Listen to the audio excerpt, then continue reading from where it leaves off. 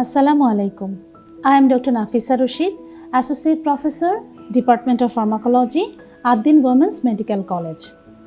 In my last session, I have discussed about the absorption of drug. Today, I am going to discuss distribution of drug. So, let's get started. At first, you have to know what is distribution or definition of distribution. Distribution means it is the spreading of the drug to the tissue, that means to the cellular level. It means that the drug passes through the wall of the blood vessel and reaches to the site of action, that means to the cellular level. Here is a diagram of the cell membrane. Cell membrane is the first body membrane that affects the drug distribution. There are some factors to cross this cell membrane that I will discuss later. There is a diagram of cell membrane in which you see that there is lipid bilayer, two layers of lipid and intervening protein layer. Now, what are the factors that affects the drug distribution? Number 1, the physiochemical properties of the drug. That means physical and chemical, both properties affects the distribution of the drug. Number 2, plasma protein binding of the drug. You know that there are many plasma proteins in our plasma like albumin, globulin, ceruloplasmin, transferrin, etc. These plasma proteins also affect the distribution of drug. Number 3, cellular binding of the drug. That means tissue binding of the drug. Number 4, blood-brain barrier, and also number 5, blood-placental barrier. These two barriers are important barrier in our body which affects the drug distribution. And lastly, lesional blood flow. That means the amount of blood flow also affects the distribution of drug. Now I am discussing the factors. Physiochemical properties of drug. I have said that both physical property and also the chemical properties affects the distribution of drug. According to physical and chemical property, drug may be classified into lipid soluble or water soluble, polar or non-polar, and colloid and crystalloid. If the drug is lipid soluble, as the cell membrane is lipid soluble, the lipid soluble drugs has the benefit to entry into the cell. So it can distribute both extracellularly and both intracellularly. But in case of water soluble drug, they cannot pass through the lipid soluble cell membrane easily. So they are only extracellular distribution.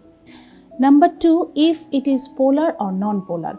Polar means water soluble, that means less lipid soluble, and these types of drugs are ionized easily. So they cannot entrance the cell easily. They are extracellularly distributed. And if it is non-polar or unionized or more lipid soluble, they have both intracellular and extracellular distribution. Number 3, if it is colloid, then it is larger in size and they have the hindrance to enter into the cell membrane. They are mostly extracellularly distributed. But if the drugs are crystalloid, that they have less cellular weight or their size is smaller, then they have intracellular distribution widely. Now, plasma protein binding of the drug. Plasma protein binding means if it is more bound drug, then it works less or works slowly. High bound drug, less distribution, less bound drug, more distribution, and free drug has highest distribution. What are the examples? The examples are digitalis, phenytoin, phenylbutazone. These are highly bound drug. On the other hand, digoxin is moderately bound drug and ouabain is less bound drug. I have told that albumin, globulin, transferrin, ceruloplasmin, these are the plasma proteins in our body or in our plasma. Acidic drugs has more affinity to albumin, steroids more affinity to globulin, and iron, transferrin, and copper, ceruloplasmin. So, these type of drugs have special affinity for special plasma protein. And this binding has many important factors in our body action, drug action. This bond between the drug and the plasma protein is weak ionic bond. It is not covalent bond because a binding capacity depends on the concentration of plasma protein, also concentration of the drug and their binding capacity. Then what is binding capacity? It is the ability of the drug to bind with the plasma protein. It is not unlimited, it is obviously limited, and when it is saturated, the rest of the drugs becomes free. The free drugs is very important because it can produce the action, it can spread, it can be metabolized, and it can excrete also. Then the drugs are released from the binding form, and there is an equilibrium between the bound drug and the free drug, which these binding capacities increased in pregnancy or in infection, and also decreases in hyperproteinemia, liver disease, kidney disease, congestive cardiac failure, etc. Now, binding form of drug. It is the inactive form, it is the storage form of drug, and it has no pharmacological action. Then what are the advantage? It has also some advantage, obviously. It is used in slow and sustained action, and frequency of administration is less, and it works as temporary depot. And what are the disadvantages? In case of emergency, this type of drug cannot be used because they have delayed action, so they are not suitable for emergency case, and toxic drug can produce toxicity because they accumulate in the body and stay long time. As a result, drug interaction also occurs. Now, cellular binding of drug. Cellular binding means that some certain tissues have affinity for certain drug, and they exist in the highest concentration compared to the plasma. This phenomenon is called tissue reservoir of drug. What is the reason? The reason is due to nucleoprotein, and examples are like tetracycline enters into the calcium containing tissue like bones and teeth. Thiopental sodium, it accumulates in the adipose tissue, and arsenic, digoxin, etc. have specific affinity for hair and nail and heart respectively. Chloroquine, which is an antimalarial drug, it enters into the retina, that is melanin containing tissue, and iodine is accumulates in the thyroid gland. Now, blood-brain barrier. Blood-brain barrier is an important barrier which protects our brain. It protects us from different type of toxic drug or any type of drug. So there is a tight junction in this barrier. And what are the layers? The layers are tight junction, fluid processes of astrocytes, basement membrane, the choroid plexus. Here is a diagram that shows that normal usual capillary has basement membrane in inner side, but in case of brain capillary, there is basement membrane and also there is tight junction between the glial process, tight junction and also glial process. As a result, the lipid-soluble drug can enter into the blood-brain barrier easily, whereas the water-soluble drug cannot. Here you see that there is a guard in brain, outside the brain, and who says that he is sorry for the drug who are very highly charged, too large and not lipid soluble. He is saying that you cannot enter the brain. Thus they protect our brain from the water soluble drugs or any toxic drug. So only highly lipid-soluble drugs can cross the blood-brain barrier. And what are the examples? The examples are levodopa, morphine, barbiturate, etc. And water-soluble drugs cannot cross, with some exception also. The exceptions are in case of meningitis, the meninges are inflamed as a result. In such case, water-soluble drug can also enter into the blood-brain barrier. Now, placental barrier. Placental barrier is an important barrier in case of pregnancy. It is a highly lipid-soluble drugs can penetrate and placental glycoprotein serves as limiting factor. It is an incomplete barrier. Some influx transporters operate this type of barrier. Now, in case of water-soluble drug, weight less than 60 Dalton can enter into the placental barrier, whereas the lipid-soluble drug can easily cross this barrier. What are the effects of crossing this barrier? If any toxic drug or any type of dangerous drug enters into this barrier, then teratogenic effect or abortion can happen.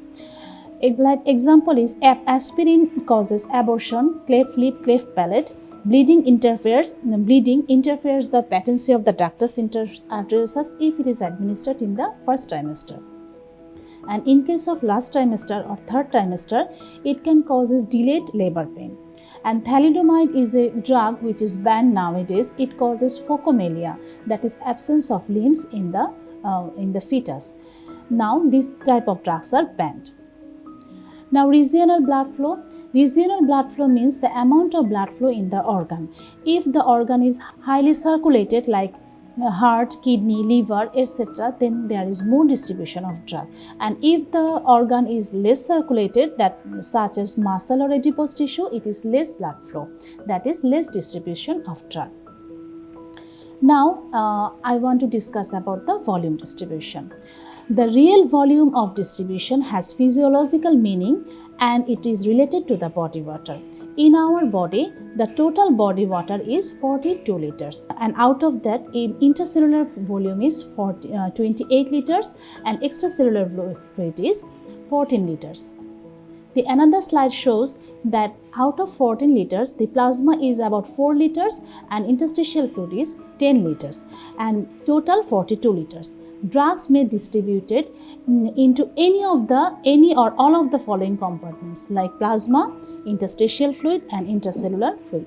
So total body water is 42 liters.